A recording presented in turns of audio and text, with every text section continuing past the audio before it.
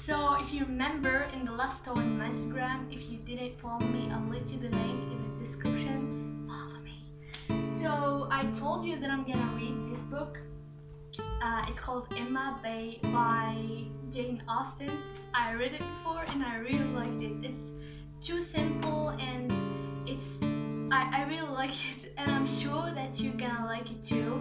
So yeah, let's get started. An offer of marriage. Emma Woodhouse was beautiful, clever, and rich. She lived 16 miles from London in the village of Highbury, and at nearly 22 years old, she thought her life was perfect. But nothing stayed the same forever, and even the most perfect life must sometimes change. Emma was the younger of two daughters, but only she lived with her father at the family home. Her sister Isabella lived in London with her husband and 5 children. Emma's mother died when she was only 5, and so her father found Miss Taylor to live with them at Harfield and look after his 2 daughters. Miss Taylor became their teacher and friend, and even after Emma had grown up and didn't need Miss Taylor as a teacher anymore, she continued to live with them and was part of the family. But Emma's comfortable life changed when Miss Taylor decided to get married to Mr. Weston.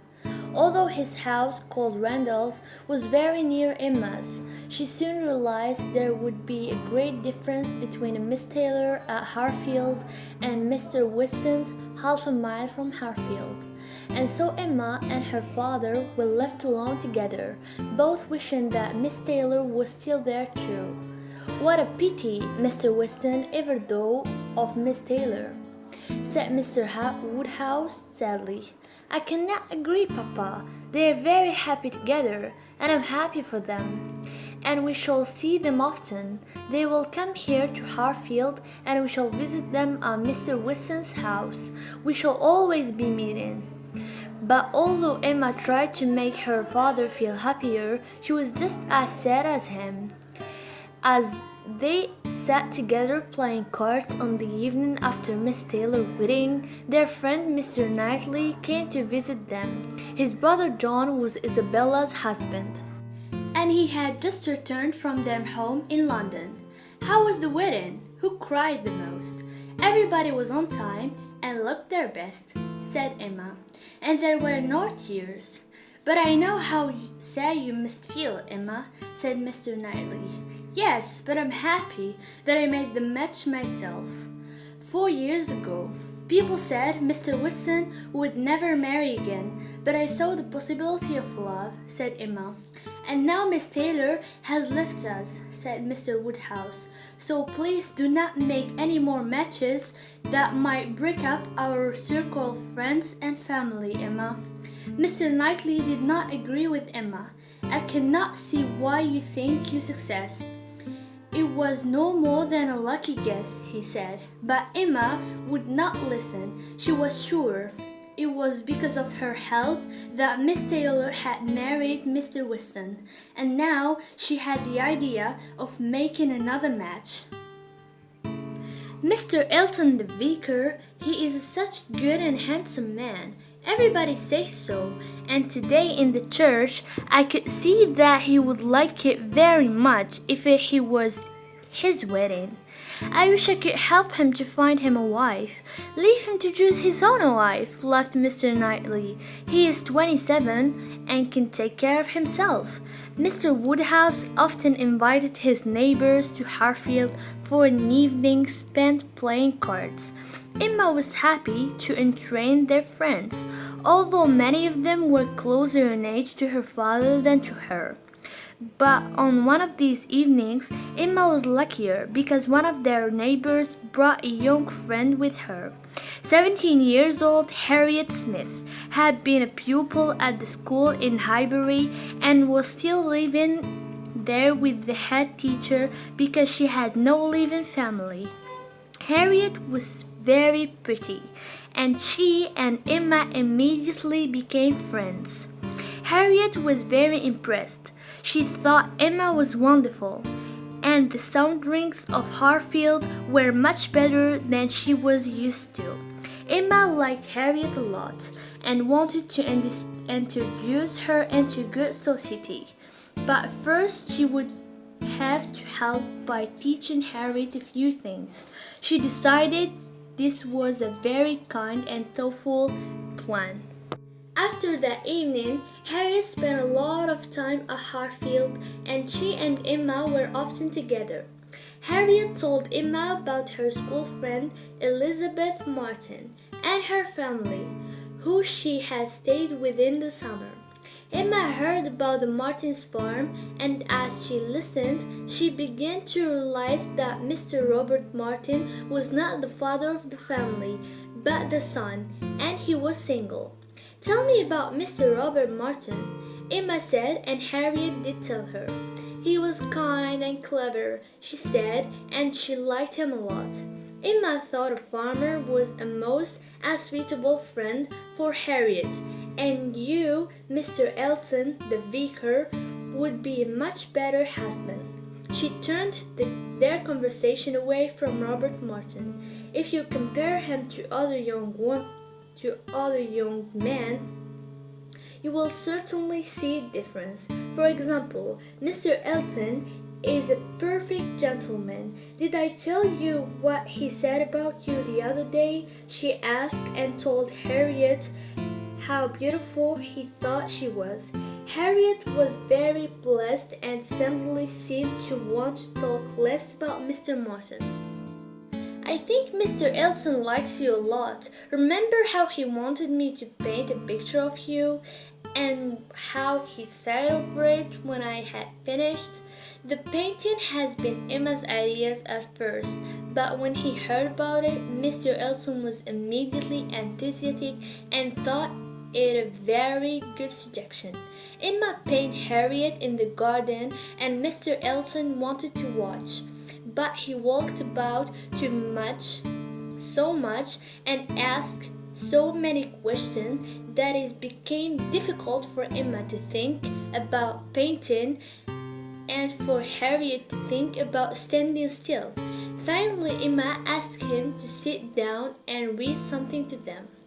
When the picture was finished, Mr. Elton thought it looked exactly like Harriet, but not everyone agreed. "The picture is a little too beautiful around the eyes," said Mr. Whitson. "Not at all," replied Mr. Elton. "Miss Smith is just as beautiful as Miss Woodhouse has painted her." Mr. Knightley knew Emma very well, and was always honest with her. He said, "You've made her too tall, Emma."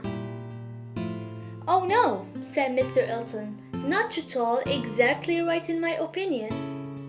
That was when Emma first began to see the possibility of a match between them, and had great hopes that it would happen. Then Harriet had started talking about Robert Martin, and Emma worried that he might spoil her matchmaking plans. The next day, she met Harriet in Highbury Village, and heard some unwelcome news. Miss Woodhouse said a very excited Harriet, "Mr. Martin has written to ask me to marry him." She showed Emma the letter, and she agreed it was certainly a very good letter. "So good that I wonder his sister helped him to write it," she said. "How shall I reply?" Harriet asked. "I cannot tell you. It must be your own letter," Emma replied.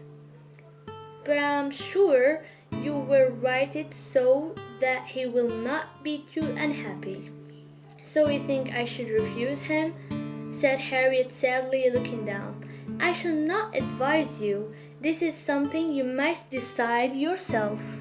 Harriet was silent. She looked at the letter again. "I had no idea he likes me so much," she said. Emma decided she must speak to save Harriet from an unsuitable marriage. "Harriet, if you doubt your answer, of course you should refuse him.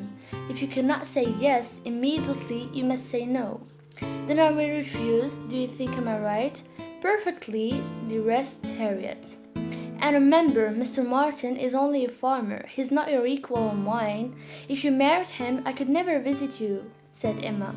Harriet's letter was written and sent.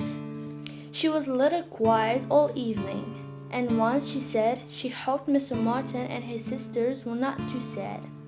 Emma tried to help and started talking about Mr. Elton again. "We shall see him tomorrow. Harriet, he will come into this room and look at your picture again, and sigh as he always does when he sees it." Harriet smiled and became happier. When Mr. Knightley and Emma were in the garden at Harfield the next day, he spoke to her about Harriet. "I congratulate you, Emma. She was always a pretty girl, but you have taught her a lot. I think your friend might get some news today that will make her happy." Emma thought at first that Mr. Elton might have said something to Mr. Knightley, but then he continued. "Robert Martin asked my opinion of her. Was she too young to marry? Was it too soon to ask her? I advised him to ask. He's very much in love with her." "He has already asked," said Emma, "and she has refused him." "What? She is a very foolish girl. Are you sure?" "Of course, I saw her answer." Mr. Knightley became angry with her. "Saw it? You mean you wrote it? I think this means it was your idea, Emma." "It was not, but I believe that, although he is a very pleasant young man, he is not Harriet's equal. Harriet Smith has no family and no money. This was a good match for her. Until she met you, she thought of nothing better for herself, but you have filled her heart with ideas of high society, and of how beautiful she is. She was happy enough with the Martins in summer." Emma was unhappy because he was so angry with her, but she would not agree that she had been wrong. Now she knows what gentlemen are. She sees him differently. Now she is looking for something better. "Remember, Emma, sensible men do not want silly wives. Harriet may not have another chance to marry," he replied. He started to walk away from her. "And if you were thinking of Mr. Elton for Harriet, it would not work. He is a good vicar and a good man, but he will look for money and good family in a wife." Emma laughed. "I'm not trying to make a match for Harriet with Mr. Elton," she said, hoping that Mr. Knightley would stop being angry and stay. "Believe me, Emma, Mr. Elton will choose sensibly," he said over his shoulder. "Good morning to you." So this is the end of the video. Hope you like it. Hope you enjoy it like I did. What do you think? Is Mr. Knightley right when he said that Emma wrote the letter? And tell me in the comments if you think that Emma's plan is gonna work, like to make Harriet fall in love with Mr. Elton and to make them get married. So subscribe me if you didn't, and give me a big thumbs up. That will encourage me and support me to do more videos. And follow me on Instagram. I'll use the link in the description to make our family bigger. And yeah, see you next time. Goodbye.